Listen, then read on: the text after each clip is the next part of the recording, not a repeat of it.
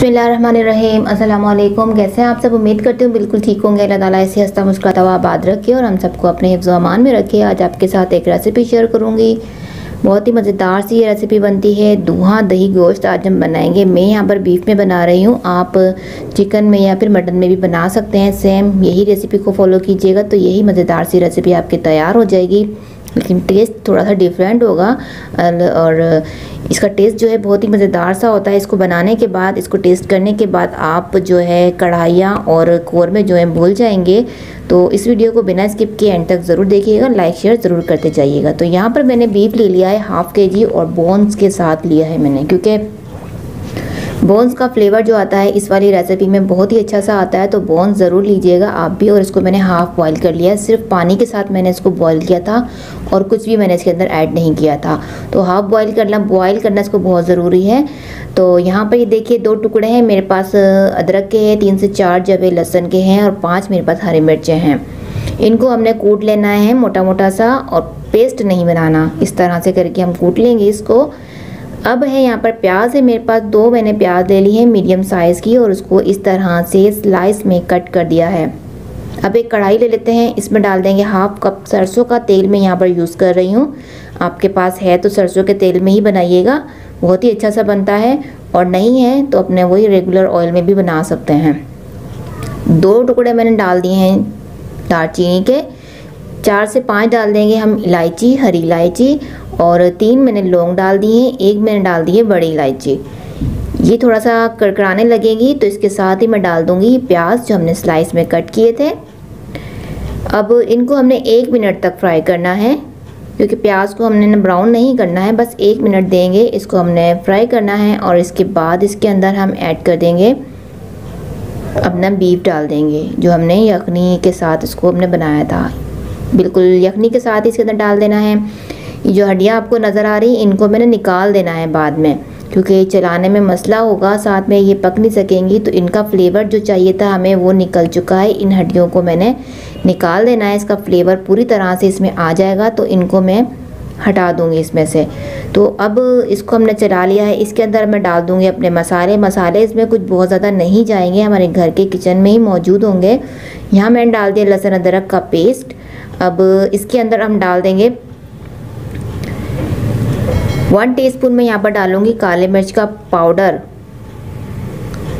और इसमें डाल दूंगी मैं 1 टीस्पून ही मैं इसमें डाल रही हूँ गरम मसाला पिसा हुआ। 1 टीस्पून मैंने डाल दिया कुटा हुआ ज़ीरा, और 1.5 टीस्पून में यहाँ पर नमक ऐड कर रही हूँ। अपने टेस्ट के हिसाब से नमक ऐड कर सकते हैं आप। और यहाँ पर मैं डाल रही हूँ हाफ़ टीस्पून हल्दी का पाउडर, और 1 टीस्पून डाल दूँगी चिली फ्लेक्स। मिर्च और नमक अपने टेस्ट के हिसाब से डाल सकते हैं आप। 1 टीस्पून मैंने डाल दिया है धनिया का पाउडर, और इसको मिक्स कर लेते हैं। कवर करेंगे इसको तकरीबन 15 मिनट के लिए हमने इसको कवर करना है, और मीडियम फ्लेम पर इसको हम पकाएंगे, क्योंकि गोश्त जो है हमारा आधा कुक हो चुका है ऑलरेडी। तो आधा कुक करना है इसको इन मसालों के साथ। 15 मिनट देंगे कवर करके, मीडियम फ्लेम पर छोड़ेंगे तो पानी भी इसका ड्राई हो जाएगा, मसाले भी इसके साथ अच्छे से भुन जाएंगे और गोश्त भी जो हमारा गल जाएगा। तो यहाँ 15 मिनट के लिए मैंने इसको कवर करके छोड़ दिया था। पानी इसका ड्राई हो चुका है, बहुत ही अच्छे सा इसका मसाला जो है बन चुका है। हड्डियाँ मैंने इसके अंदर से निकाल दी थी, क्योंकि चलाने में मसला हो रहा था और इसका फ्लेवर जो है हड्डियों का इसके अंदर आ चुका था, तो इसीलिए मैंने हड्डियों को निकाल दिया है। अब यहाँ पर ये देखिए, आप देख सकते हैं कितना ही अच्छा सा मसाला इसका तैयार हो गया है। प्याज हमारी बिल्कुल भी नज़र नहीं आ रही है। अब इसके अंदर हम डाल देंगे, फ्लेम को हम कर देंगे लो। दही डालेंगे, 1 कप मेरे पास दही है मेरे पास फेंटा हुआ। अच्छे से दही को हमने फेंट लेना है और उसको इसमें मिक्स करेंगे। अब इसको हम कवर नहीं करेंगे। दही को डालने के बाद फ्लेम को हम थोड़ा सा हाई कर देंगे, मीडियम टू हाई पे लेकर जाएंगे, और इसको हमने भुनाई करनी है दही के साथ। दही का पानी खुश्क हो जाएगा, जब ये ऑयल पूरा छोड़ देगा मसाला, तो ये हमारा जो है डिश जो है हमारी ये तैयार हो जाएगी। यहाँ देखिए दही का पानी खुश्क हो चुका है। ये तकरीबन 5 से 7 मिनट लगे होंगे इसको भुनाई करते हुए।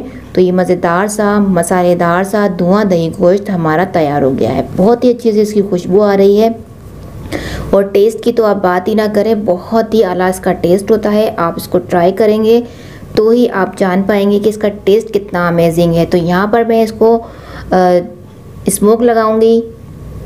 फ्लेम मैंने ऑफ कर दिया है। अब इसको हमने स्मोक लगाना है, तकरीबन 1 से 1.5 मिनट तक का हम इसको स्मोक देंगे और इसका अच्छा सा फ्लेवर इसके अंदर आ जाएगा। तो यहाँ पर देखिए इसको स्मोक भी लग चुका है। अब ये मज़ेदार सा धुआं दही गोश्त हमारा तैयार हो गया है। आप इसको एक दफ़ा बना लेंगे ना तो आप इस रेसिपी को ही बनाना चाहेंगे बार बार। ये जो कौरमे और कढ़ाइयाँ हैं इसके टेस्ट को आप भूल जाएंगे, बिल्कुल डिफरेंट टेस्ट के साथ।